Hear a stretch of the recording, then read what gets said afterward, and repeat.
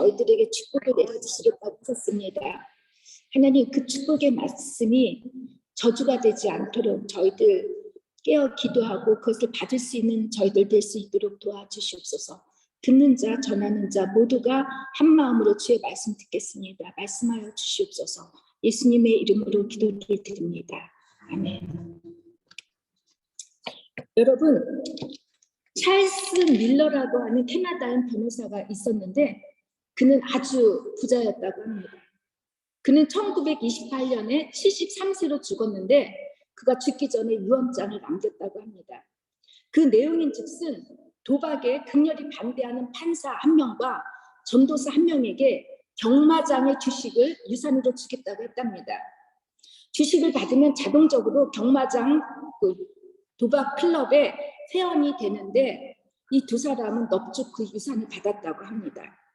또 음주 운동을 반대하는, 그러니까 음주 반대 운동을 하는 그 목사님들에게 15,000달러 이상을 호가하는 양조장의 주식을 선사하겠다고 하는데 금주 운동가 목사님들 중에서 한 명만 빼고 모두가 양조장의 주주가 되기를 원했다는 것입니다.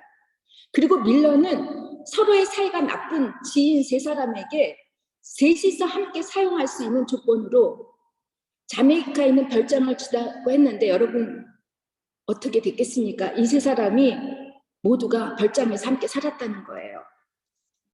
밀러는 자신이 죽는 날로부터 10년 동안 토론토에서 가장 아이를 많이 낳는 여자에게 거액의 유산을 주겠다고 했는데 정말로 아기 낳기 경쟁이 벌어졌다는 거예요. 9개월 후에 그 토론토의 시내 병원에는 산모들로 가득 찼다고 합니다. 그리고 10년 후에 9명의 아이를 낳은 그 어머니 4명에게 그 유언장대로 거액의 재산을 나눠줬다고 합니다. 참 돈의 효력이 크죠. 밀러의 유산을 받은 사람들이 그의 유언대로 축복을 받았는데 후에 그 축복이 저주가 되었는지 참 궁금한데 그 결과는 제가 알지 못합니다. 여러분들 상상에 맡기겠습니다. 지난주에 우리는 야곱의 12아들 중 레아가 낳은 6 아들에게 야곱이 무엇을 유언했는지 그 내용에 대해서 나눠봤습니다. 야곱의 유언에 대한 몇 가지 특징들을 제가 여러분께 설명해 드렸는데 다 기억하고 계시죠? 야곱의 유언의 그 특징 3가지는 첫 번째 예언적 요소가 담아있다고 했습니다. 축복과 심판과 저주의 내용이 들어있다고 하는데 다 기억하시죠? 둘째는 야곱의 12아들에게 그 12아들을 출생 순서대로 축복한 것이 아니라 첫째 아내인 레아에서 낳은 아들 6명을 먼저 축복했다고 했고 마지막으로는 이 12아들을 축복할 때 이 야곱이 이 아들들을 동물이나 식물로 비유를 들면서 축복을 했다는 것이었습니다.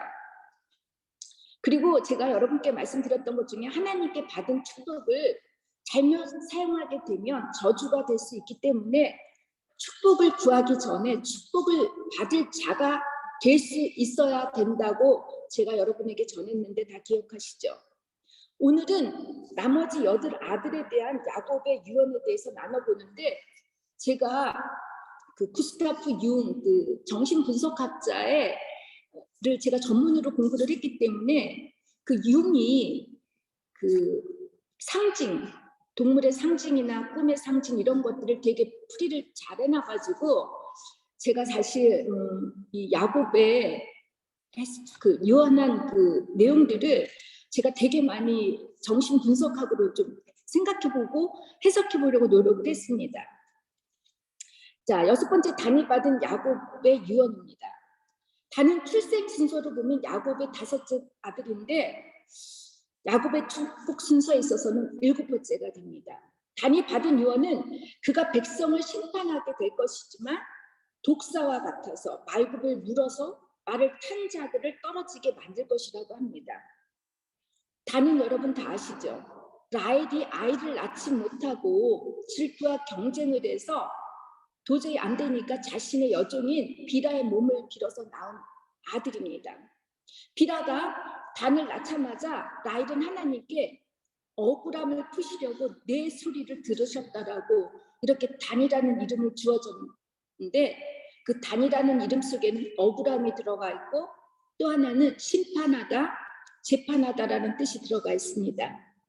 처음으로 종의 몸에서 태어났기 때문에 어려서부터 눈치를 많이 보았을 것 같아요.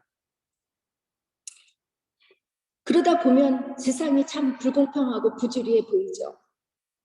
정의롭지 못하다는 것을 알았기 때문에 이 단 같은 사람은 옳고 그르는 것을 잘 판단하는 능력을 갖춰졌습니다. 그래서 어린 아이들 눈치 많이 주면은 여러분, 그 아이들의 판단이 나에게 돌아온다는 거 잊지 마시고 눈치 주지 않으셨으면 합니다. 그래서 단은 숨어있는 뱀, 독사여서 교활하고 단교에서 다른 사람을 넘어뜨린다고 했습니다. 남을 판단하고 심판하는 사람들은 상대방의 약점을 잘 알기 때문에 그것을 미끼로 자기의 이익을 추구하려고 합니다. 여러분들 아내들 좀 그런 편이지 않으세요? 이런 단과 같은 사람의 특징은 나르치스적이에요. 자기 애가 강하죠. 그래서 질투가 심합니다. 그리고 마키아벨리즘적이에요. 자기 목적을 위해서는 수단과 방법을 가리지 않습니다. 사람들을 대할 때 그 사람의 가치를 보기보다는 도구나 수단으로 보기 때문에 거짓말이나 공갈, 조작 같은 전략을 사용합니다. 요즘 우리나라 한국의 사법권자들의 모습이 아닙니까? 옳고 정당하다는 그 법이라고 하는 수단을 이용해서 자신들의 욕심과 욕망, 이익을 챙기니까 유전무죄, 무전유죄하는 것이 아닙니까? 야곱의 유언대로 후에 단지파는 가나안을 정복할 때 여호수아가 할당해준 성읍을 쳐다보지 않고 평화롭게 사는 라이스 주민들을 아주 잔인하게 약탈하고 정복을 하고서는 어떻게 말하죠? 하나님께 명령하신 대로 순종했다고 이렇게 얘기를 합니다. 옳고 그름을 잘 판단하는 것은 긍정적으로 볼 때 비판적일 수 있고 공의적일 수 있어요. 또 뱀처럼 주님도 지혜로라고 하니까 이 지혜로워서 상황 판단을 잘해서 위기 대처하는 능력이 참 좋습니다. 하지만 이 판단이 자신만의 잣대와 기준으로 할 때는 남의 잘못이나 결점을 들추어내는 보복적이 될 수 있다는 거예요. 자신의 이익과 욕망을 위해서 하다 보면 수단과 방법을 가리지 않으니까 이런 분들 어떻게 되죠? 결국은 자기 꾀에 자기가 넘어가는 경우가 참 많습니다. 판단과 지혜가 보복으로, 교활함으로 변하지 않도록 해야 합니다. 이런 단과 같은 사람은 주변에 진정한 친구가 없어요. 사람들이 없습니다. 그런데 야곱은 단을 축복하고 난 이후 갑자기 18절에 여호와여 나는 주의 구원을 기다리니아이다라고 기도를 합니다. 왜 갑자기 뜬금없이 아들을 축복하고 나서 야곱은 여호와의 구원을 구한다라고 이렇게 고백을 하는지, 이 처음으로 이 구원이라는 말이 창세기에 사용되는데 이 구원이라는 뜻이 무엇이냐면 니슈 아트카라는 뜻입니다. 이 뜻 안에 보면은 여러분 놀랍게도 전능하신 예수님의 거룩한 손이 저주의 상형틀인 십자가에 못 박히시어 피 흘려 죽으셔서 인류의 구세주 구원자가 되실 것이라고 계시되어 있습니다. 이 리슈 아트카의 히브리어의 단어 하나하나를 생각하면 신 전능자예요. 주 예슈아죠. 거룩하신, 또 요드라는 것, 손, 저주, 타부 이렇게 쓰여지는 것을 연결하다 보면 예수님의 거룩한 손이 저주의 상형틀에 십자가에 못 박히신다라는 것. 12아들을 축복하는 한 가운데서 야곱은 주님의 구원을 찾는다라는 뜻은 아주 여러분 중요한 의미가 담겨 있는데, 인간적으로 볼 때 험악한 인생을 살면서 자신이 원하는 것을 손에 쥐기 위해 속이고 속고 한평생을 살아온 이 찌질하고 못난 아버지지만 자식들에게는 마지막으로 복음, 예수님의 구원을 전하는 영적 아버지가 되어 있다라는 것입니다.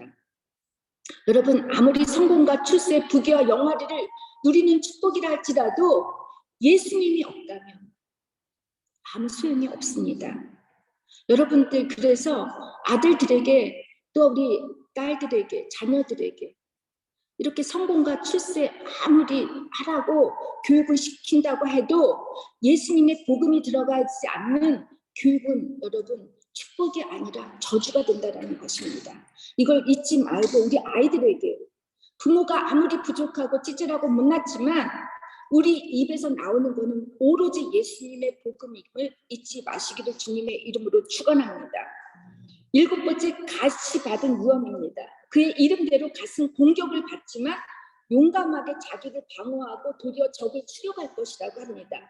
적들과 정면으로 대결할 수 있는 힘은 부족하지만 적군의 뒤통수를 칠 수 있는 전술이 발달된 지파가 될 것이라고 합니다. 야곱의 유언대로 갓지파는 목축하기 좋은 요르단 동편의 땅을 얻는 대신에 늘 아모리 족속과 사막의 약탈 자의 공격에 맞서서 싸워야 했습니다. 갓지파와 같은 류의 사람들은 보통 외유 내강한 성격을 가졌다고 합니다. 겉에서 볼 때는 부드럽지만 안에는 아주 부드럽다라는 것, 아주 강하다는 것이죠. 요즘 말로는 멘탈 갑이라고 하죠. 겉으로 보기에는 여러분 부드럽지만 속은 아주 굳센 사람들입니다. 강인하고 분석적이고 이성적입니다. 세상적으로 볼 때 많은 것을 받아서 성공적 삶을 산다고 하지만 그만큼 여러분 주변의 공격이 적지 않다는 것입니다. 성공 좋아하지 마세요. 공격 자주 받습니다. 근데 이렇게 공격을 자주 받다 보면 손해보는 것이 싫어서 어떻게 하죠? 이기적이고 배타적으로 변할 수밖에 없습니다. 타인의 아픔 이해하고 싶어 하지 않고 이해하지 않습니다. 공감하지 않습니다. 한마디로 감정을 머리로는 이해하는데 이 가슴으로 이해를 못하는 경우가 많습니다. 이런 류의 사람들이 남자가 더 많겠죠. 받은 것을 움켜쥐 잡으려고 주변 사람들을 믿지 못하고 경계하기보다는 여러분 조금 손해를 보더라도 나눔에 인색하지 않는다면 갓은 요르단의 동편의 비옥한 땅에서 행복하게 살 수 있을 것입니다. 그러기를 여러분 바랍니다. 8번째, 아셀이 받은 유언입니다. 아셀에게는 그의 이름이 의미하는 바 복받은 행복한 것처럼 먹거리가 풍요로워서 왕의 음식을 담당한다고 합니다. 해변 쪽이니 얼마나 먹을 것이 많겠습니까? 아셀이 받은 그 땅이 팔레스타인 북쪽 해안 지방이에요. 여기에 보면은 배들이 오고 가니까 외국에서 나오는 외제품들 많겠죠, 그죠? 토산품들도 많고 해산물들도 많은데, 그래서 열왕기상을 보면은 이 아셀 지파가 왕의 수라상을 받게 됩니다. 여러분, 아셀과 같은 사람들 많아요. 봉사나 섬김에 몸에 배인 사람들이 많죠. 여성적일 수 있죠. 자신의 희생과 봉사와 사랑으로 가족이나 교회 공동체 사람들을 섬겼을 때는 기쁘고 행복하지만, 그런데 여러분 점점 자신의 봉사에 대한 칭찬과 인정을 받고자 하는 마음이 생기게 돼요. 근데 그것을 받지 못하면 어떠죠? 섭섭해요. 그리고 불평불만하게 돼요. 그렇죠? 이게 마르다 신드롬이죠. 마르다 신드롬. 하나님의 말씀을 듣기보다는, 예배에 집중하기보다는 음식 자체가 우상이 되고 봉사가 중독이 되어서 여러분 예배가 소홀해집니다. 그러니까 섬김의 기쁨이 원망으로 변하지 않게 늘 균형을 잘 맞춰야 합니다. 특히 우리 교회 다니는 사람들에게는 희생, 봉사 이런 것들을 많이 요구하기 때문에 열심히 하려고 하다가 시험에 빠지는 경우가 많은데, 늘 이것이 정말 앞으로 많이 나갈 때는, 내가 부담이 될 때는 스톱하는 게 좋습니다. 그거를 심리적으로 시효, 희귀라고 해요. 내가 그 균형을 깨지기 전에 내가 스스로 그 조용한 시간, 휴식을 맞이해서 자기를 돌아보는 건데, 예수님도 그러셨습니다. 예수님이 늘 한적한 곳을 찾으셨을 때는 많은 사람들하고 대해서 힘들으셨을 때 혼자 조용히 한 곳을 찾았듯이 여러분께서 균형 깨지지 않도록 각자가 조심해 주시기를 바랍니다. 9번째, 납달리가 받은 유언입니다. 납달리라고 하는 이름은 경쟁하여 이기었다라는 뜻입니다. 풀어놓은 암사슴처럼 산악지대를 누비고 다닌다고 했는데, 납달리 지파는 야곱의 유언대로 가나안 땅 전체에서 가장 비옥한 땅을 차지하게 됩니다. 또 납달리는 내는 소리가 너무 아름다울 것이라고 합니다. 언변이 좋아요. 그래서 사람들을 감동시킬 수 있고 음악으로 찬양으로 복음을 전하는 은사를 받은 사람들이 있습니다. 그런데 납달리는 어떤 아들이었습니까? 어머니 비라가 장남인 루벤과 동침을 하잖아. 아버지의 세컨드가 아들과 가장 큰 형과 잠을 잤을 때 이것에 받은 상처가 얼마나 크겠습니까? 납달리에게는 열등감이 있는 것입니다. 여러분, 암사슴은 공격할 수 있는 뿔이 없어요. 사슴만 뿌리를 갖고 있어요. 그런데 송곳니가 아주 발달되었다고 합니다. 열등감이 해결되지 않을 때는 그 열등감이 인정을 받고 싶어하는 욕구로 변하여 질투나 경쟁을 불러일으키게 되고 다른 사람들을 말로 상처를 준다고 하는 거예요.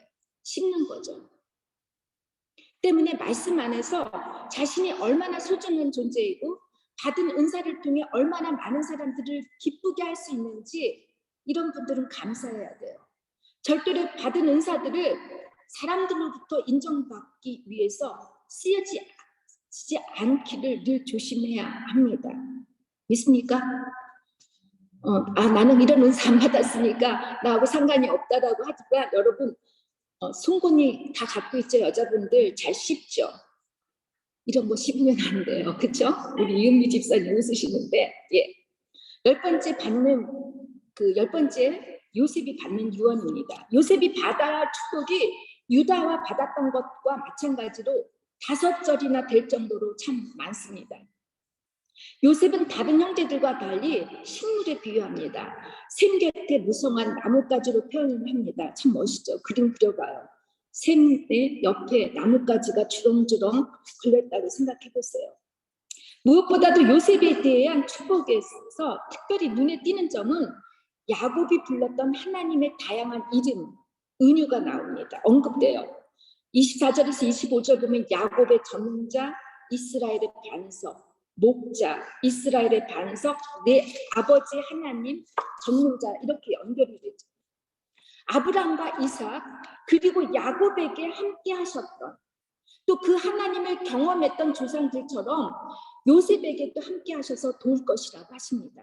뿐만 아니라 젖가슴의 태의 복도 함께 받아서 자손의 번성과 땅의 축복을 받는데 조상들이 받았던 복보다 더 많은 복을 받고 형제들 가운데서도 가장 으뜸으로 복을 받을 것이라고 합니다. 여기 보면은 복이라고 하는 말 6번이나 사용했어요. 그러나 여러분, 요셉은 받을 수 있는 복은 다 받아서 존재 자체가 여러 사람들을 주눅들게 합니다. 훗날에 보면 요셉의 자손들 어떻게 되죠? 에브라임, 므낫세 방종한 삶에 빠지고 요셉 지파가 우상숭배에 몰두함으로 결국은 북이스라엘이 아수르에 멸망해서 사라지고 말지 않습니까? 여러분, 하나님께 받는 복도 중요하지만 그 복을 잘 관리하는 것이 중요합니다. 믿습니까? 요셉은 장차 오실 예수님의 표상이었는데 자신의 복을 잘 관리하지 못하고 흔적도 없이 사라지니까 구원자이신 예수님께서 오셔야만 했습니다. 가장 그래서 커다란 축복은 여러분, 예수님을 통한 구원입니다. 나뿐만이 아니라 나의 가족, 모든 사람들이 구원을 받는 것이 가장 큰 축복인 줄 잊지 말아야 합니다. 마지막으로 11번째 베냐민이 받는 유언입니다. 베냐민은 물어뜯는 일이라고 합니다. 보통 이리들은 자신보다 강한 자에게 도전하는 유일한 동물로서 뛰어난 의사소통의 능력을 가지고 있어서 먹이를 사냥할 땐 진을 짜고 편대를 짜는 등 여러 가지 전술을 다 동원한다고 합니다. 그리고 싸움에서 지게 되면 두려워하지 않고 고통에 움츠러들지 않고 혼자서 조용히 죽음을 맞이한다고 합니다. 자존심이 참 강하죠. 다분히 이중적이에요. 베냐민은 맹렬한 호전성과 약탈물에 대한 탐욕이 있어 물어뜯기도 하다가도 자기 마음에 들면 잘 나눈다는 거예요. 아침에는 먹잇감을 먹고 저녁에는 약탈물을 나눈다는 것이 그렇습니다. 실제로 사사기 19장에서 24장에 보면 베냐민 지파가 마치 이리와 같은 짓을 합니다. 우리가 지난주에 사사기에서 나눴죠. 레위, 그 젊은 레위, 그 사람에게 첩이 있었는데 이 레위인 첩이 잠시 친정으로 놀러 가요.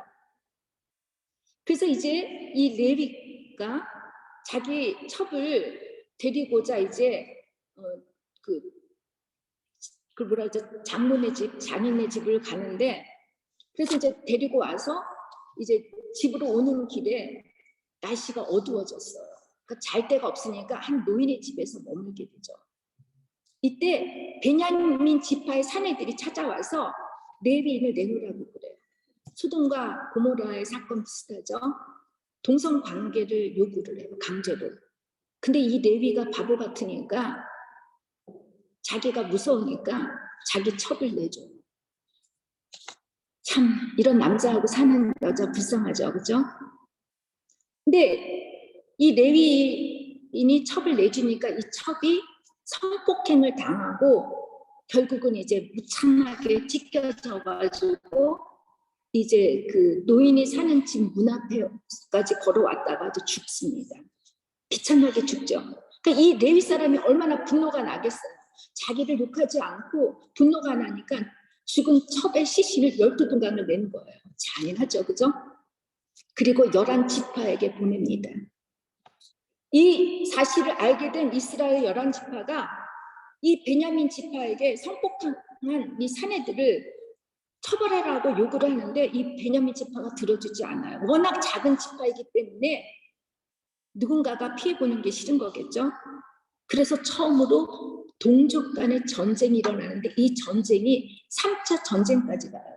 1, 2차는 11지파가 지고 3차에는 결국은 베냐민 지파가 지는데 이 11지파가 이제 뭐라 그러냐면 우리가 딸을 낳으면 이 베냐민 지파에게 딸을 내어주지 말자라고 이렇게 맹세를 합니다.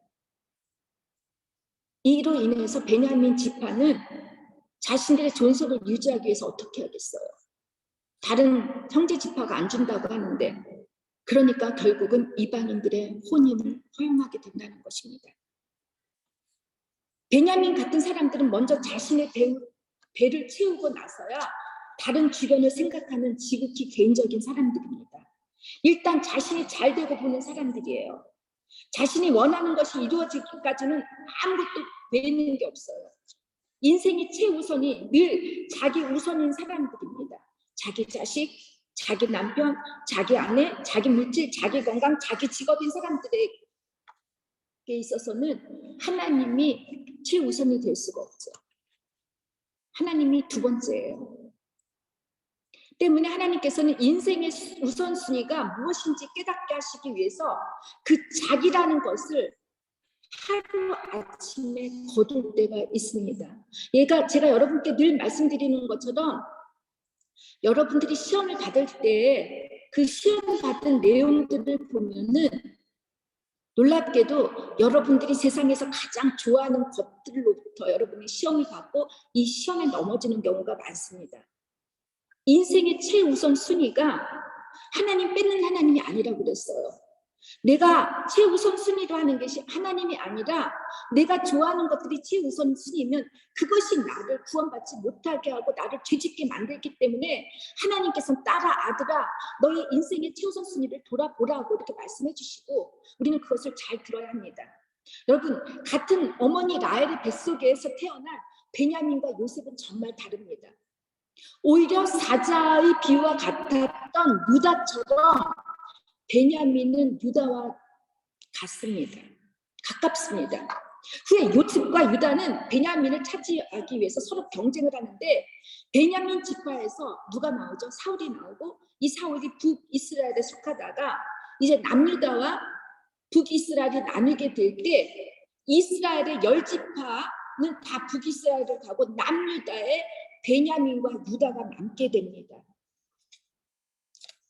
여러분, 이제 12아들의 축복을 야곱이 축복하는데 그 축복의 기준이 28절을 보니까 그들 각 사람의 분량대로, 이걸 우리나라 성경으로 번역한 거를 보니까 아들 하나하나에게 알맞게 축복했다는 것입니다. 각자 받은 축복은 다르지만 연합하여 한 몸으로 이스라엘 전체를 이룬 것처럼 우리들 각자도 받은 분량들을 가지고 교회 공동체를 담당하라고 하시는 것입니다. 예를 들면 저는 혼자 살기 때문에 이 혼자 사는 사람들을 위한 식료품을 많이 안 팔아요.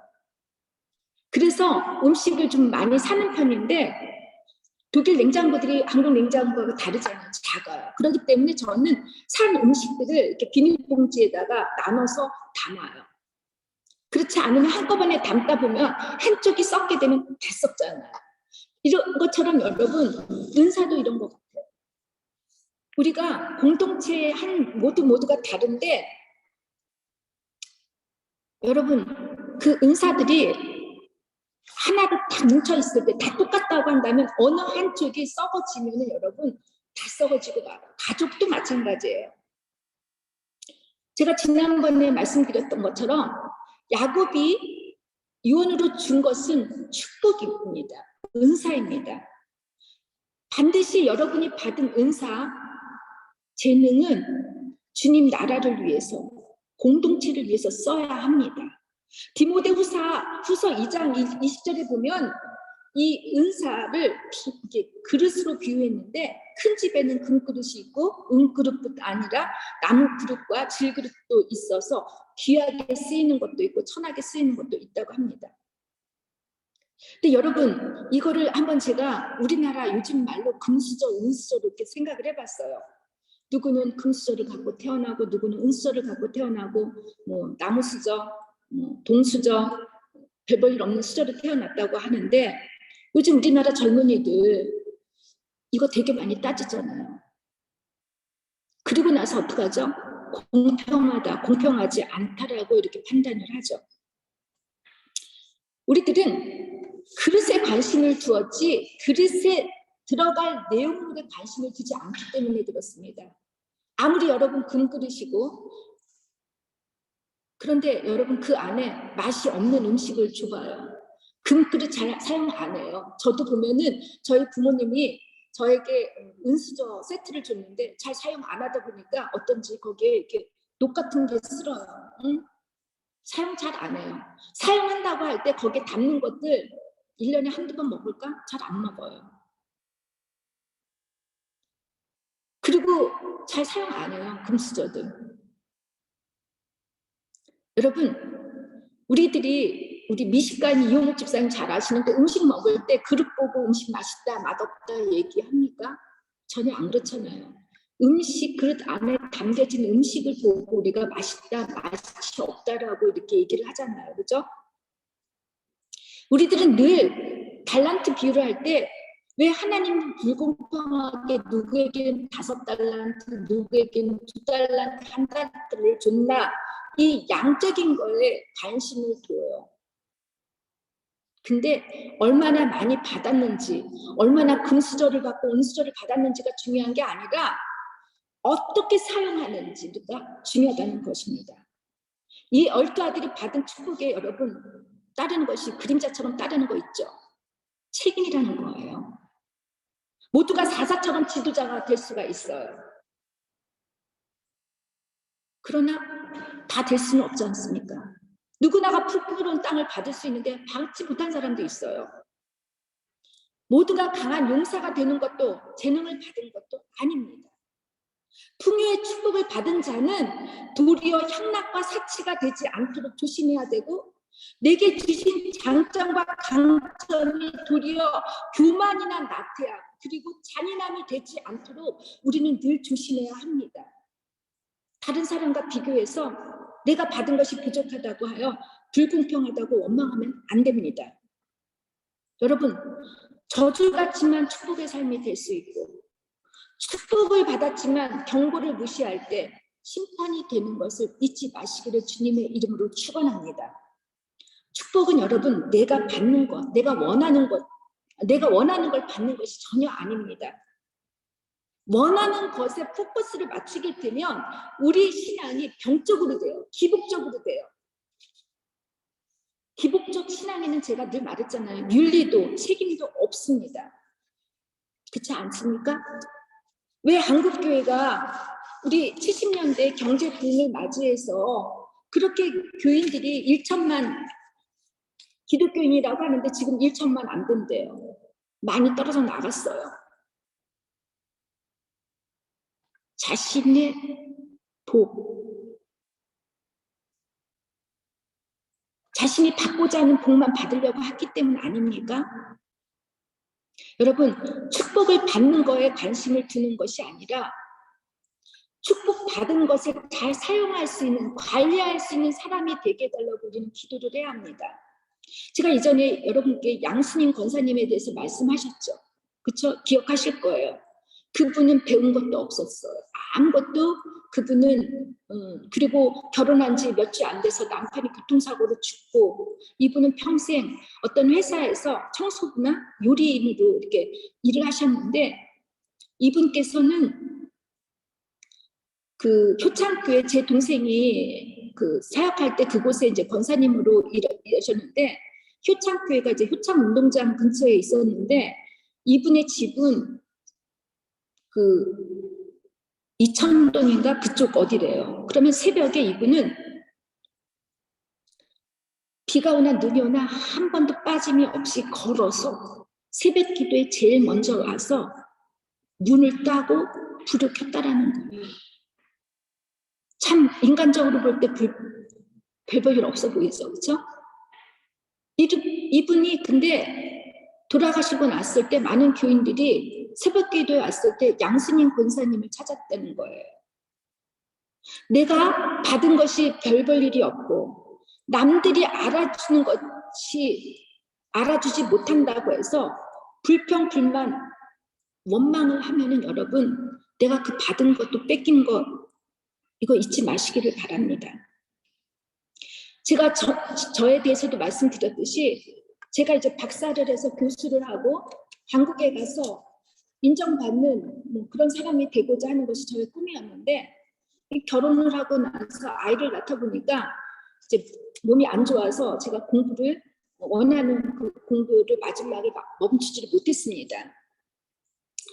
너무 몸이 안 좋았다고 했잖아요. 그렇죠? 그리고 나서 제가 너무 힘들어서 3년 동안 감사 연습을 했어요.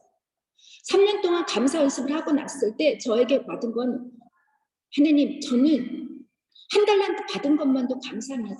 하나님이 주시지 않은 달란트 나도 저는 그냥 최선을 다해서 살겠습니다 하고 청소 정말 열심히 잘해서 저만큼 청소 잘하는 사람이 없어요. 여러분, 제가 뭐 매일같이 주일 예배 끝나고 나서 애창나고 났을 때 그릇 닦는 거, 뭐 제가 여러분 뭐 좋아서 뭐 섬기려고 닦는 것보다 사실 고백해요. 저는 그릇 닦는 거, 설거지하고 청소하는 거 되게 좋아하거든요. 아이를 잘 보고 청소하고 이렇게 하다 보니까 하나님께서 3년 뒤에 저를 사역자로 사용하시더라고요. 그러면서도 제가 청소만 했겠습니까? 아닙니다. 도서관에 가서 책을 얼마나 빌려봤는지 아십니까? 그때 심리학 책을 그때 제가 혼자서 공부를 되게 많이 했는데 그것을 나중에 하나님께서 목회 심리학자로 쓰실 줄은 저는 생각을 못했어요. 제가 어저께 밤에 기도를 하는 중에 하나님께서 저에게 그런 말씀을 주셨어요. 응답이라고 하기에는 뭐 제가 여러분이 보실 때 뭐 은사가 많고 뭐 이런 게 아니라 제가 가끔 하나님께 기도할 때 하나님께서 저에게 감동되는 말씀을 주셨는데, 그 말씀이 뭐냐면, 사랑하는 딸아, 너는 정말 너를 부인하고 나의 십자가를 따를 수 있겠니? 라고 물어보시는 거예요. 그래서 제가 주님 따르겠습니다 했더니, 그러면 너희 한인교회 교인들, 너가 섬기는 독일교회 교인들도 이렇게 너가 세워나갈 수 있겠니? 그렇게 말씀하시는 거예요. 하나님, 제가 어떻게 할 수 있죠? 그랬는데 제가 어저께 그 말씀을 듣고 너무 감동이 돼서 눈물이 났는데, 여러분, 우리가 완벽해서 하는 사람들이 아니에요. 각자가 다 부족한 게 많지만 이제는 저희 교회가 정말 세상 악화하잖아요. 그렇죠? 코로나의 변이가 어떻게 될지 모르고 이 세상에 우크라이나 전쟁이 지금 군국주의로 변하는 것 같고 세상은 점점 더 악해져 가요. 제 아는 친구는 아이 낳는 거를 원하지 않는데요. 이 아이가 어떻게 될지 모른다고 하는데 근데 여러분 하나님께서 저희들을 이곳에 오시게 한 거는 우연한 일이 아니라고 생각이 돼요. 우리 주님의 십자가를 같이 가야 되지 않겠습니까? 이 악한 세상에 예수님의 복음을 전하는 데 쓰임 받아야 되지 않겠습니까? 믿습니까? 같이 우리 십자가 따라갈까요? 아멘입니까? 십자가 따라가야 돼요. 그 길이 외롭고 힘들고 나를 부인하는 거지만 우리 하나님께서는 고통이 아니라 예수님의 고난을 받을 때 천군 천사를 보내주셨듯이 우리 주님께서 우리와 동행해 주실 것을 믿기를 바랍니다. 이 축복이 그냥 우리 잘 먹고 잘 살고 잠깐 교회 가서 예배 드리면서 힘들 때 위로받고 이런 신앙에서 우리는 자라나야 됩니다. 주님의 십자가를 따르면 그리고 나를 부인하면서 주님의 십자가를 따라서 여러분 하나님이 원하시는 이 나라 하나님이 원하시는 백성들을 만들어 가는데 여러분과 제가 귀 쓰기를 주님의 이름으로 축원합니다. 기도하시겠습니다. 주님, 우리가 받은 것들이 생각해보면 없는 것 같지만 참 많은 것을 받았습니다. 늘 없는 것에 집중하다 보니까 받은 것은 감사하지 못하고 받지 못한 것에 대해서 원망하고 불평을 했습니다. 그러나 하나님께서는 너희들이 사랑하는 아들과 딸 너희들이 나의 길을 간다면 너희들 자신이 부인하고 나의 길을 간다면 그 길을 내가 마련해 주겠다고 하시고 그 길을 위해서 하나님께서는 많은 우리들에게 은사를 주셨습니다. 이 은사가 한 영혼을 살리는 데 쓰임 받을 수 있도록 저희들을 주관해 주시고 아무리 여전히 찌질하고 못난 부모이고 자식이지만 예수님의 복음을 마지막까지 전하는 데 쓰임 받는 저희들이 되게 인도하여 주시옵소서. 예수님의 이름으로 기도를 드립니다. 아멘. 자, 우리 다 같이 찬양집 8장을 부르시면서 준비할